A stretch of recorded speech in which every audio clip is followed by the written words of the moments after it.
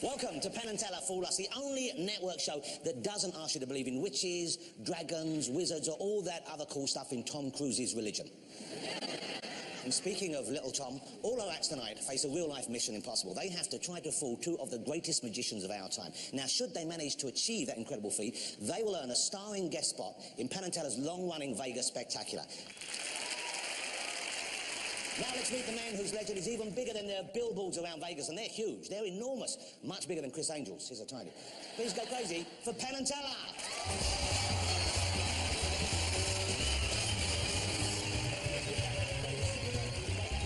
Here they are, Penn and Teller, ladies and gentlemen. Backstage, I've spoken to some of the guys. Some of them are very, very nervous. Some are sweating, some of the heart racing. One or two said they've lost the ability to speak. Have you ever been nervous in that way?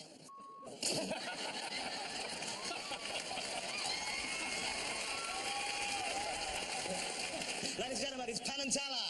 You get yourselves comfortable, gentlemen. Penn and Teller. Let's meet our first potential fooler. I'm Leon Etienne from Utica, New York. And I'm Rami Lowe from Melbourne, Australia. And we are Leon and Rami, America's rock illusionist. I think what makes our magic unique is we bring both of our very strong personalities to everything we do. We have a lot of fast-paced illusions, a lot of fast-paced magic, so it's basically a magic show. The rock concert. When I first met Leon, I thought he was incredibly cocky, and his confidence, I think, rubbed off on me, and then we ended up to just really get along really well, and I fell in love with a magician, and then my life changed forever. I think Penn and Teller are absolutely incredible. But we're a cuter couple. Yeah, we're cuter. Will you please welcome Leon and Rami?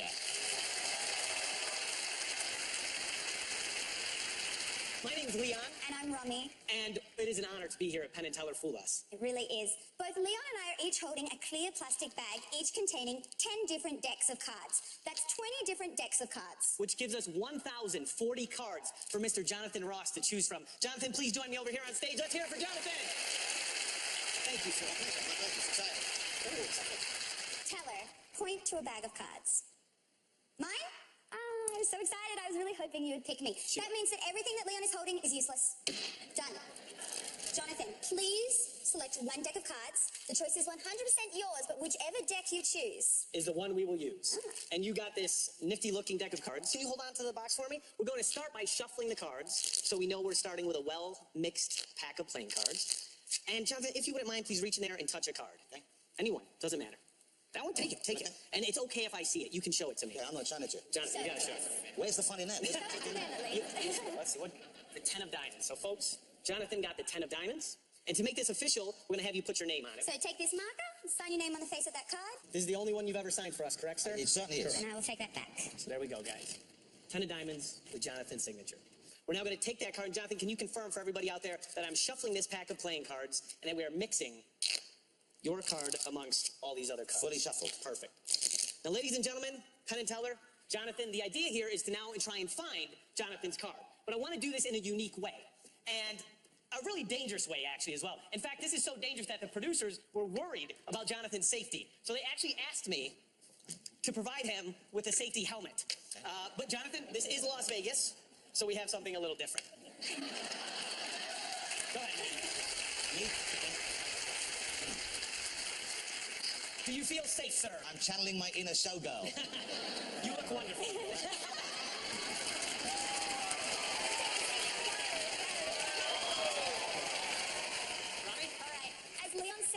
The trick that we are about to perform is actually incredibly dangerous, and we do need a few more items. The first one's been sitting center stage the entire show. It's this ramp. Now, guys, this ramp is not going to make sense to you until I introduce this next person. This is our friend, Jason from Las Vegas. He is a professional skateboarder. Jason, thank you for joining us. Are you ready to help us out today? Ladies and gentlemen, we take the packet of cards, we split it into two. So Rami has a packet, I have a packet. Jonathan, your card's in one of these packets. Here's where it gets very interesting. Rami and I are going to sit on the stage. Ladies and gentlemen, I'm going to need your help. I'm going to say go. When I say go, I would ask that you all together count 3, 2, 1. When you get to 1, Jason is going to come flying over us. In midair, we're going to spring these cards. He is going to reach in midair like a skateboarding, flying ninja. Oh, yeah. And catch Jonathan's signed card in midair. Pretty good. Are you guys ready? Yeah. Are you ready, Jason? All right, ready? Go. 3, 2, 1.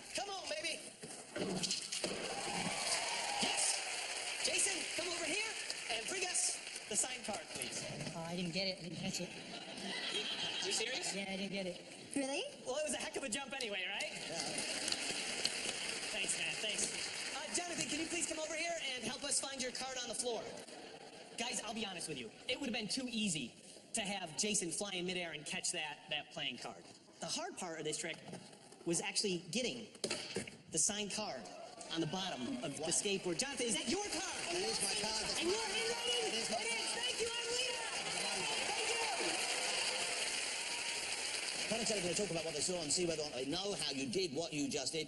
Is it something they would have seen before, maybe in a different form, or is it a brand new illusion?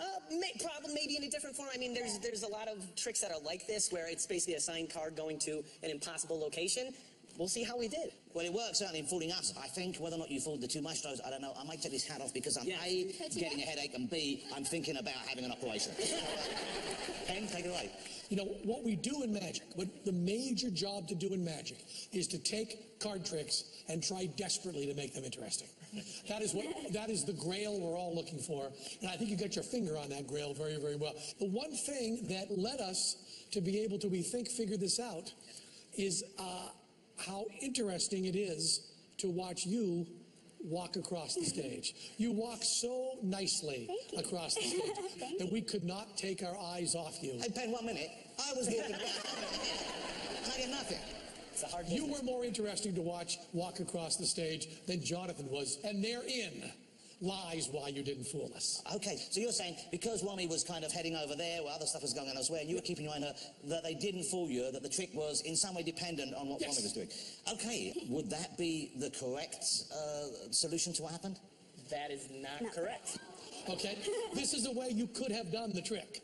When he picked the cards, which the card was a real selection, you did not force the card out of the real decks. That was all real. Right. You could have, and we watched you control that to the top. You could have handed her the card with the box. She could have walked across the stage, left it over there. It could have been copped over there, walked across, put onto the bottom of the skateboard. Absolutely. And then he could have brought it out and done that. Yes, it would have. But you didn't do it that way. Did not do that. Okay, then you fooled us. Yeah! Come on!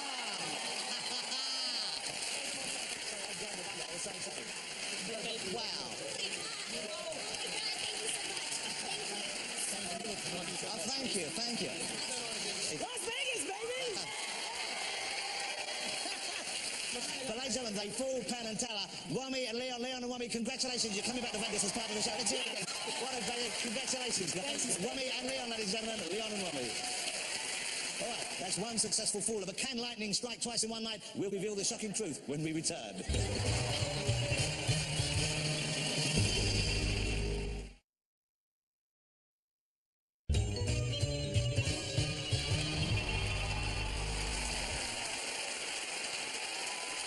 Welcome back to Fool Us. So far tonight, one magician has fooled Penn and Teller and earned a trip back here to Vegas. So let's meet our next contender and see if they're up to the task.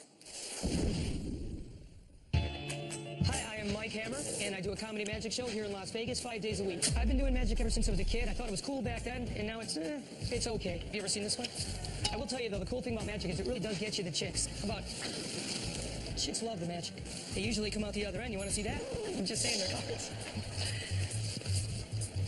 I still got it. Penn and Teller are the best in the business, and one reason I think I can fool Penn and Teller is this is Vegas, and I'm gambling that they've been too busy to focus on the latest methods. We'll see.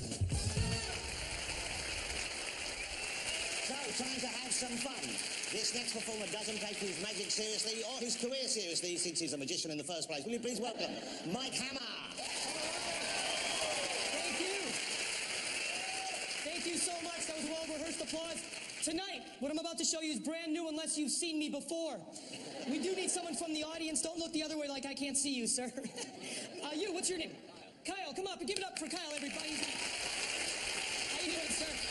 Look at you, you look like a professional. Just don't screw it up, all right? Stand over here, this is Kyle, everybody. And listen, Kyle, have you ever been on a blind date before? No. No, you're not on one now? Okay, all right. Look, I'm going on a blind date, and actually, this is what she's supposed to look like right over here. She told me that's what she looks like, so we'll see what happens. Now, it's not important what a woman looks like. What's important, Kyle, is the way they're dressed. And that's where you come in. Do you know women's clothing? Not really. Not really. Well, I've got over here some markers, all right? And I want you to just go ahead and choose 5 markers. All right. 5 markers. Different color markers would be good. There you go, 2. Oh, you're quick. What do you do for a living there, Kyle? Landscaping. Landscaping. Wow, that's fun. So, go ahead. Go ahead. There you go. That's probably, yeah, okay, there you go. Okay, good, good, good. We're just going to place them over here. I'm going to ask you to stand right over there in front of the this bin over here, this trash bin. And now listen up, Kyle. Here's the thing. Oh, you don't have to roll your sleeves up. I'll be doing the magic. It's cool, though. All right? Right over here. This is a blind date. It is a blind date that we're going to be going on. So one of us needs to be blind, all right? Okay. Yeah, sounds exciting for a landscaper. I want you to go ahead and take this tape, seal your eyes shut so you can't see. Right. I'm kidding. What kind of freak are you? My God, all right. So did you see that? He was like going to do it, too. It's crazy.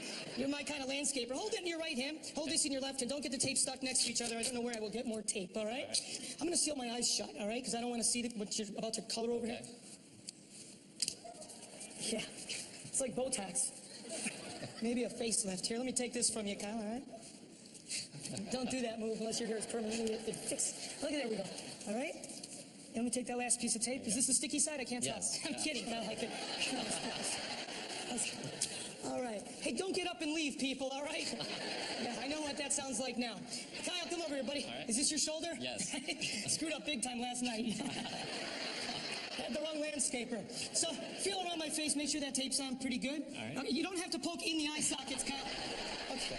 Kyle, reach in the cup, take one marker out of the cup. Let me know when you've got it in your hand. Got it. Go ahead and color in. Do you see her shirt? Yes. Color it in. Do it as fast as you can, but keep within the lines. When you're done, put the marker inside that waste bin below by your feet. Do you see it? Do you see the bin? Yes. All right. Are you still coloring? Yeah, I'm done. Okay. Did you drop it in the bin? Yep. Take out another marker. Let me know when you've got that marker in your hand. Okay. Okay. Go ahead and color in. Do you see her belt? Yes. Color in her belt, all right?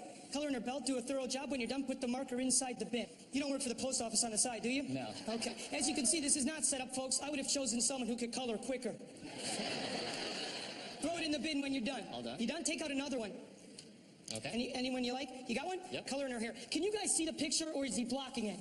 You're blocking it. Yeah. Poor stage presence. Move over just a little bit. Did you finish the hair? No. Okay. Take your time. I gotta let you folks know, out of all the audiences I've ever had, you are the most recent. So thank you so much for being here. Are you done? Yes, I'm done. All right, I gotta applaud you filling that gap of silence right there. Drop it in the bin. Take out another marker. We're almost there, Kyle. All right. And you got one? Yep. Go ahead and color in her shorts. All right. Color in her shorts. And you don't have to style her. Just color it in. It'll be quicker that way. All right. And then how many? We have one marker left. Yes. One marker left. Yes. Any form of communication would be helpful. Okay, color in both socks. Let's give him a... While he's finishing up that picture over there, I'm going to remove the tape. This is my least favorite portion of the show, since Kyle stuck it in my hairline. Oh, all right. One more week, no more eyebrows. You should get in the tape, sir. This is good. So you went with red hair, blue shirt, yellow belt, purple shorts, and green socks. So these are the colors you chose. Ladies and gentlemen, I'd like to introduce you to my blind date. You may recognize her by her picture. I blow her up my mouth, but it's my first date. Red hair, blue shirt, yellow belt, purple shorts, and green socks. Just saying. And I'm not seeing anybody else tonight, ladies and gentlemen. Tell you what, you can have her. I'll take this one. I need her for the carpool lane. Thank you very much. Kyle, everybody, thank you so much. Ladies and gentlemen, that was terrific. Very funny. Really intrigued in how you did that. And it's hard to tell how old she is. Well, she's had a lot of plastic surgery. Oh, okay. She's sort of deflating a bit. Should I blow somewhere? That's her ego. Okay. The fellas are conferring. I know they enjoyed it. The audience enjoyed it, but I think... I'm hoping they weren't paying attention. Okay, the gentlemen, I think they're good to go from the look of things. Penn. What a great presentation. Oh, thank you so much. Thank you. A great presentation of that trick. That trick. I would have said it's a great presentation of that trick. Already you get a little nervous. Yeah.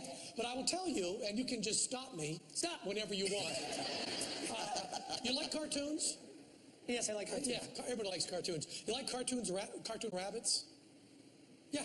You like Bugs Bunny, right? You like Bugs Bunny? Yes. That's a cartoon rabbit. There's another cartoon rabbit, kind of named after the thing they do with the... Anyway, these guys are fantastic performers. You got enough for you? You got it. Okay. Mr. Mike Hammer, well done, Mike. Great performance. I loved it. Thank you so much. We'll be back in a moment with more incredible tricks, including one by our very own Penn and Teller. We'll be right back. Don't go away.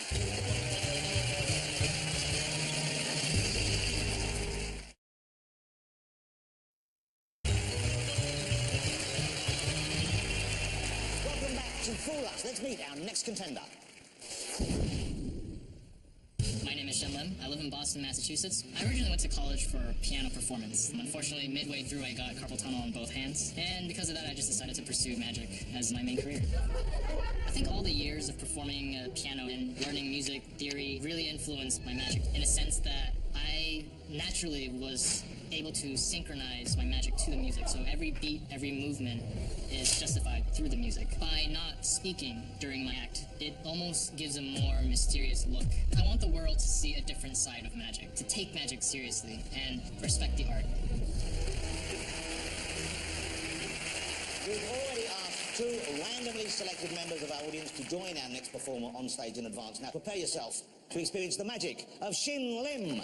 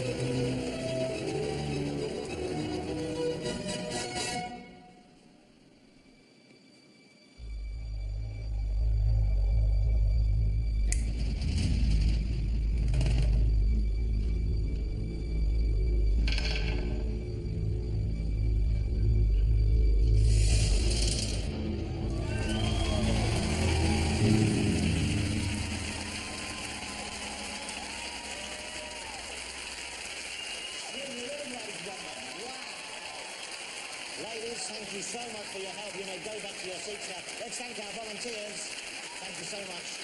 You know, I loved every second of that, and I know the audience as well. I felt like we were in the Church of Magic, and I love the fact as well that you cleaned up after yourself. My mum would have been really, really proud of you. So you were a concert pianist, but you got the carpal tunnel going. I was. So first a pianist, and then 7 years ago I decided to pick up magic.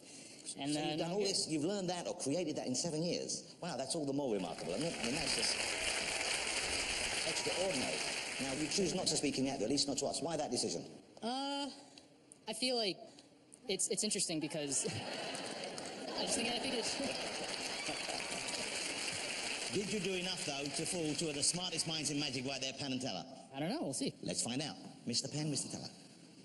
A lot of people do card tricks. The idea of doing card tricks, which are silly at their very core, really seriously and really, really importantly, is wonderful. And I believe that is the only use of smoke I've seen in a magic trick that was sincerely beautiful. Now, watching this, you did a lot of tricks, and I want to tell you that we caught some stuff that you did. And there is this theory on magic that I believe very much, which is once one thing is seen to be phony, the whole thing crumbles, and it crumbles completely. So it needs to be perfect or not at all. But at the end of that, even with the little moves that I saw, I felt it was perfect. And as Teller said, we didn't even know how you vanished the marker. So you, sir, fooled us.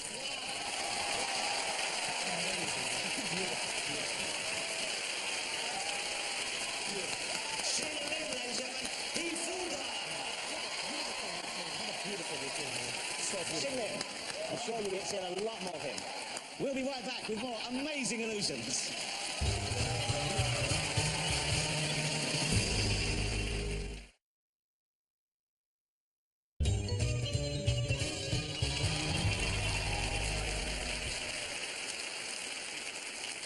Well, it's been quite a night here on Fool Us. 2 acts have managed to fool the nearly unfoolable Penn and Teller. Can we make it 3? Let's meet our next contender and find out.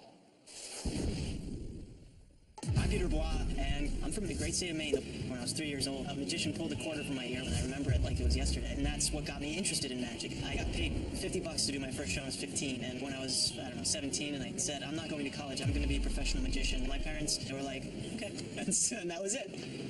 I'm on the road a lot, probably 150, 200 days a year. I love what I do. If I didn't get paid to do it, I would still be doing it. I love that connection with an audience. It's just this ball of unexplained energy that happens when your show's kicking on all cylinders. I performed in every state except Delaware and Hawaii. If anybody's watching this, please book me in Hawaii.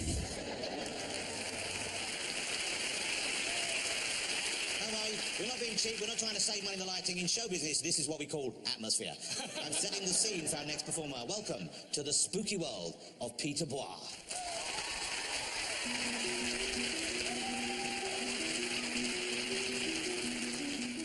The spiritualist movement started in 1848. To prove that spirits are real, mediums would try and communicate with them, and they would communicate back by writing messages. A common object at the time in schoolhouses were writing slates or chalkboards. Sort of like these, which is what we'll use. I need a couple people to help me out. Would you mind helping me out? What is your name? Melanie. Melanie, very nice to meet you. Thank you very much for helping out. If you would, please have a seat there. You can give a round of applause to Melanie. And one other person. You, sir, what is your name? Bill. Bill? Please give a big round of applause for Bill. Come on up here, Bill. Please have the chair.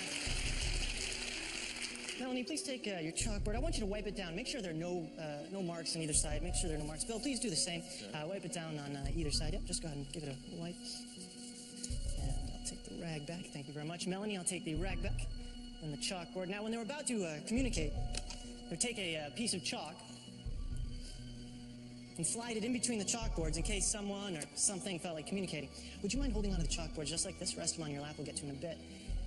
Melanie, close your eyes. Keep them that way till I tell you. Over the next minute or so, Melanie, I need you to concentrate on any physical experience that happens to you. Don't be scared and don't move, but be aware of any sensation, whether it be hot, cold, tickling, or anything else that you might feel. And remember it.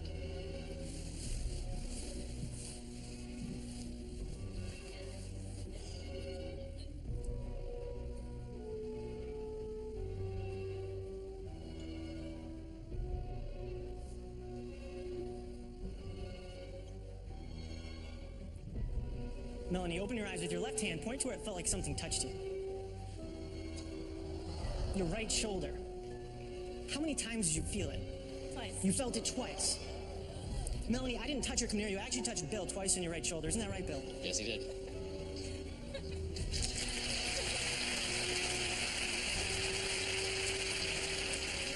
Bill, before we started, you guys cleaned those chalkboards, right? There are no marks left in yours. There are no marks left in yours? Have you felt anything weird? Warm, cold? No. No?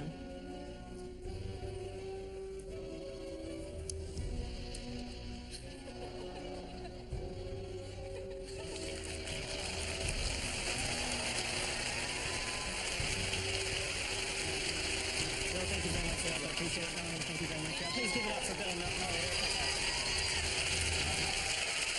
Ladies and gentlemen. That's right.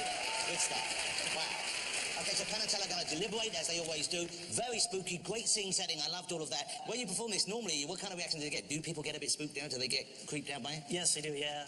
The reactions range from stunned silence to sometimes a scream or two, you know. Penn and Teller are ready. They've had a good talk about it. Well, you know, we get asked all the time what the hardest things to do in magic are. But one of the hardest things to do in magic is to stand center stage and tell a story that the audience is engaged in and believes in. And a lot of times, we've seen a lot of people come out and tell a story and no one gives a damn.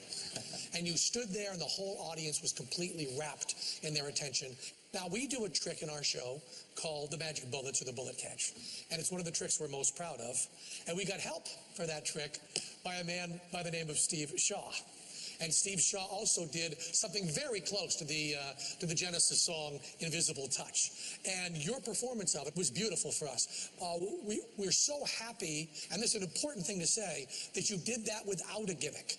You did that with real magic and real thought, and there's people who do that same trick with a gimmick. We don't like it as much. You did it pure, Steve Shaw, and you also did the slate routine absolutely pure, just the way the spiritualists did it. And we love the whole package, and I think you know that once we've said Steve Shaw, you probably didn't fool us, but boy, do we love that routine. Well, thank you very much. Let me just double check. The mentions there of Steve Shaw and one of your favourite prog rockers, Genesis, that was enough information for you to feel confident they know what you're up to. They know what I'm up to, yeah. Wow. But they commended you and said you did a great job. That's high praise you did, Yeah, isn't it? I'm honored. Thank you And very we much. loved it as well. Pete Brown, ladies and gentlemen. Thank you very much. Well done. Congratulations. Pete Brown. Don't go away, because up next it's time for Penn and Teller themselves to show off one of their magnificent, world-famous pieces of magic. You will not want to miss it.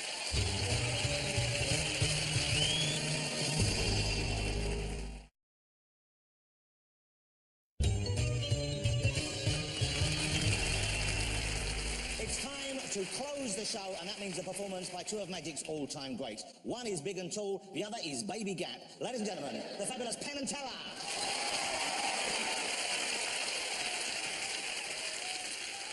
The next trick is done with just a piece of thread.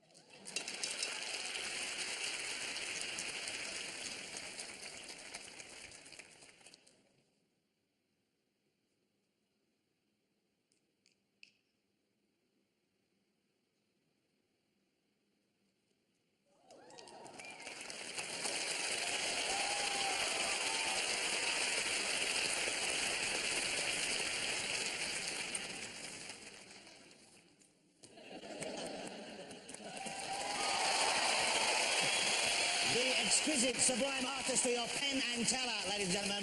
That's all the magic we have in our wands for tonight. We'll see you next time. Till then, good night from Las Vegas.